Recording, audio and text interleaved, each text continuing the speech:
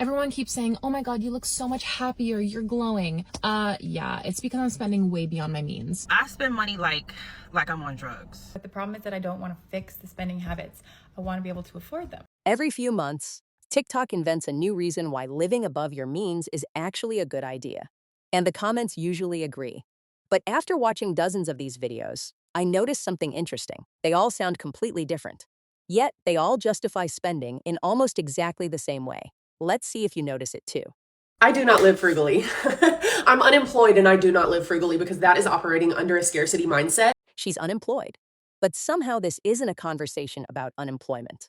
And I am always doing the worst financially when I'm operating under a scarcity mindset. When I'm trying to save pennies, when I'm trying to save a dollar anywhere I go, I'm never doing well. Listen, I've always been poor. I'm poor right now. I literally don't have a job. The amount of times over the past 6 years that I have been unemployed is insane. And the last stint was for over a year. I'm fine.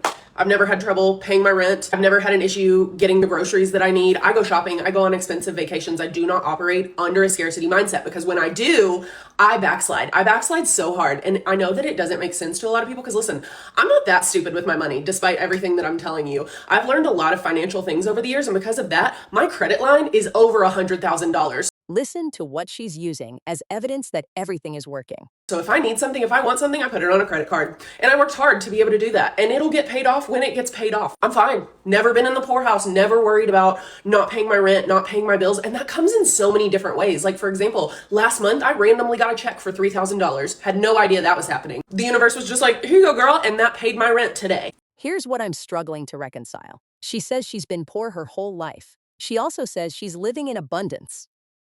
Those two ideas don't usually exist at the same time. So what does abundance actually mean here?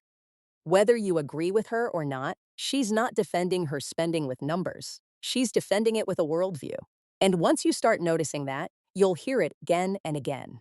Sometimes you just gotta buy the car you can't afford, so now you gotta afford it. I am a dental assistant, okay? This shit's like low-key out of my tax bracket. You know what? God's looking out for me. Shit's been going my way. I'm just gonna keep manifesting and speaking things into existence because when I do that, it just happens. This sounds motivating, right up until life interrupts the plan, because the whole strategy depends on nothing going wrong. One unexpected repair, one job loss, one emergency, and suddenly the I'll figure it out becomes a lot harder. I would rather like learn how to make more money than like stress about saving. I'm not one of those. I get stressed about like when people are like, oh, budget. I like cut out budget.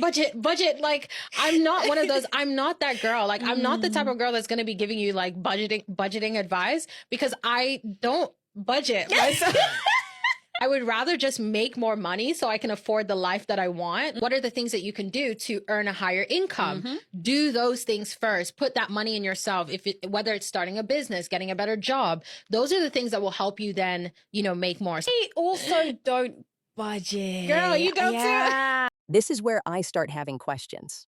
When they say that they don't budget, what exactly do they mean? Does that mean they still save automatically? Do they invest? Do they have an emergency fund?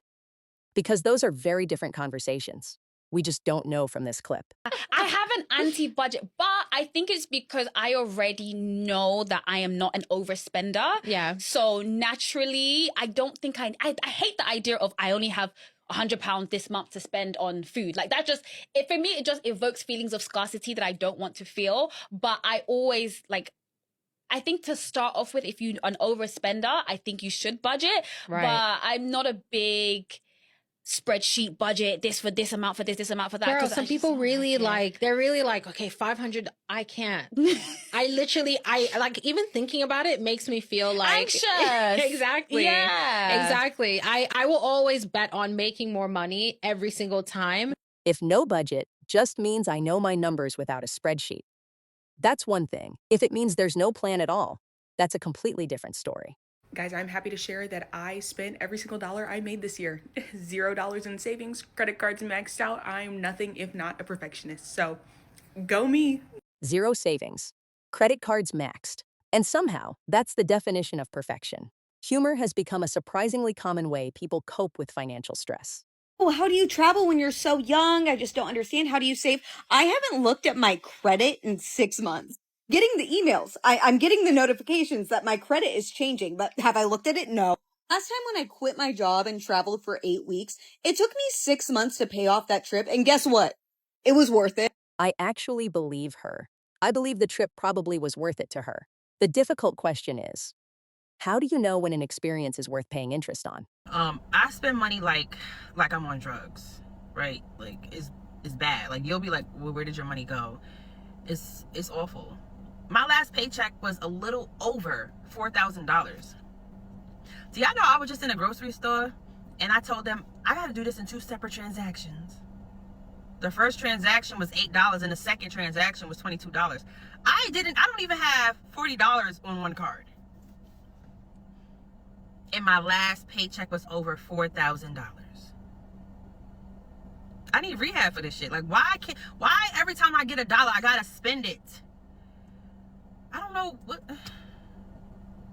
Once spending starts looking like compulsive behavior, budgeting alone probably isn't enough.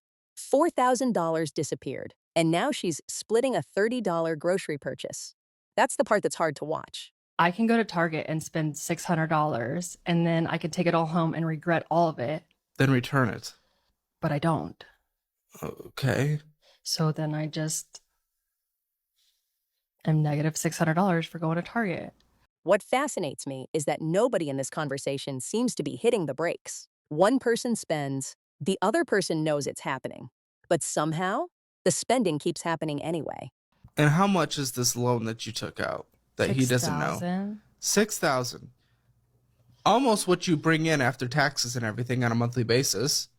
Immediately. A month has to go to that. How much was this vacation? You took out $6,000? No, the vacation was $4,000. What kind of lifestyle are you guys living? Champagne taste on a beer budget. At some point, somebody has to become the adult in the room. I know that I have bad spending habits, but the problem is that I don't want to fix the spending habits. I want to be able to afford them.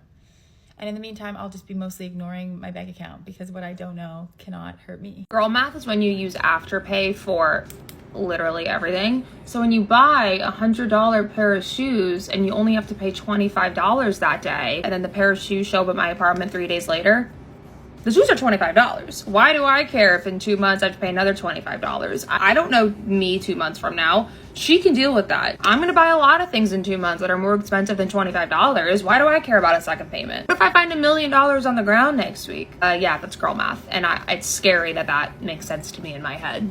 This is actually the opposite of a debt snowball.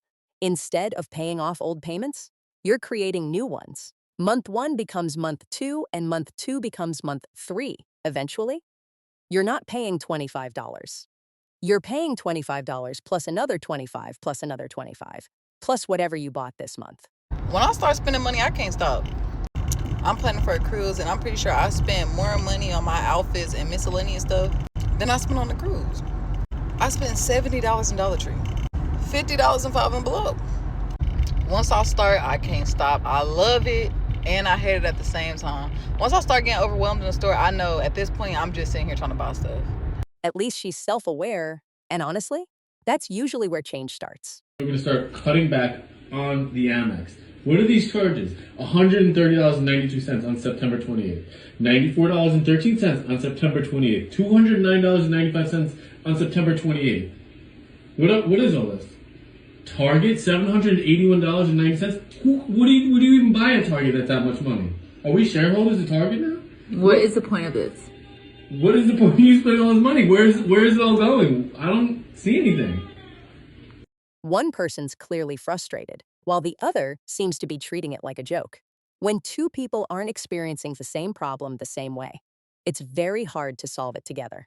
I got paid $1,144.85.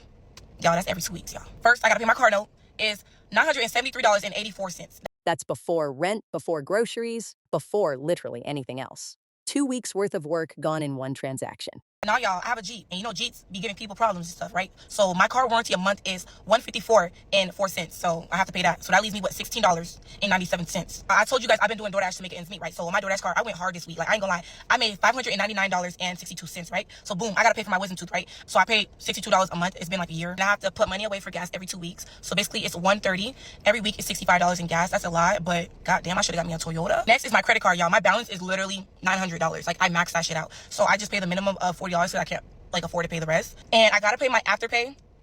And y'all, Afterpay, yeah, I made a mistake. I started buying shit on Afterpay. But this pay period is I only have to pay $13.37. Affirm, y'all. I literally pay $52 a month plus, y'all. I owe like probably $1,300, something like that. My first payment was on Amazon. It's $131.75. Now I got an other payment for Affirm is $131.54. That leaves me for 2 weeks with $34.73 for 2 weeks, y'all. And what really surprised me is that once she earns extra money, it doesn't go toward rebuilding a cushion. It immediately gets absorbed by the next payment, Fashion Nova, Affirm, and Afterpay. It's like she's working incredibly hard just to stay exactly where she is. Everyone keeps saying, oh my god, you look so much happier, you're glowing. Yeah, it's because I'm spending way beyond my means, so let's keep it up and go buy myself a new flat screen TV with my vintage Mew Mew. I wasn't gonna get myself a TV for my room, but I saw they were on sale at Best Buy, and I'm like, you know what? Fuck it. Money isn't even real, you know? Who cares? I'm gonna die one day, so. Here she is. Okay, well, that was the quickest $400 I've ever spent. We're getting these big ass candles for $23.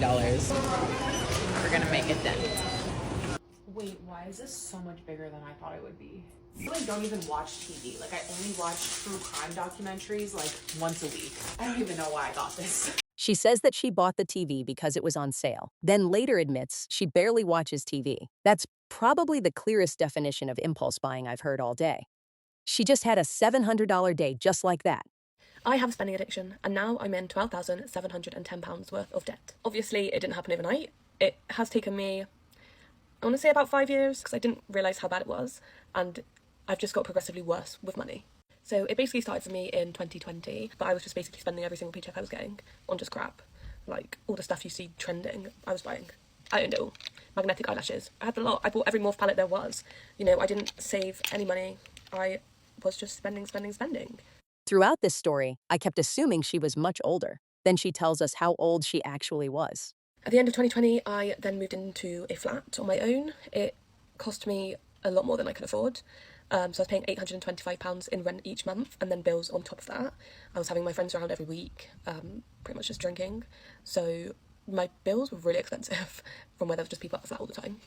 This is when I actually first got my overdrafts, and they were both over £1,000, just so I could stay afloat each month. And, you know, I didn't want anyone to know I didn't have any money. I didn't want anyone to know I was struggling. The car was costing me a fortune to maintain as well. It was pretty much £1,000 every MOT to fix it, which was just like a lot of money when you are 19 years old. I actually feel for her. At 19, you're still figuring out who you are, and trying to look like you've already made it can become incredibly expensive. Can you read this anonymously? Because I'm embarrassed.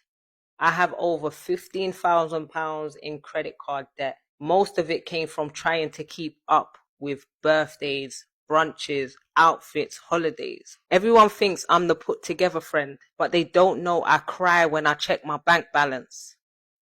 My smile in pictures is real, but the panic when I get home is too. I don't know how to get out of this, but this is crazy. You need to pause, stop, and you need to say the word no. If you have a friendship group that you feel consistently pressured to show up, you need to change that friendship group. Right now, all you need is low maintenance friendships, because you need to get out of this debt. I actually agree with the host here. Learning to say no is a financial skill, but I also wonder what's underneath it. Is it fear of missing out? Fear of disappointing people? Feeling like you have to keep up?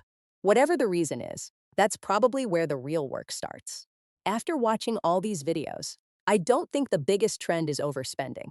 I think it's something else. Almost everyone has found a story that makes today's purchase feel reasonable. Sometimes it's manifestation. Sometimes it's self-care. Sometimes it's I'll earn more. Sometimes it's life is short. And sometimes the story actually turns out to be true. The hard part is figuring out which story you're telling yourself before your bank account tells you first.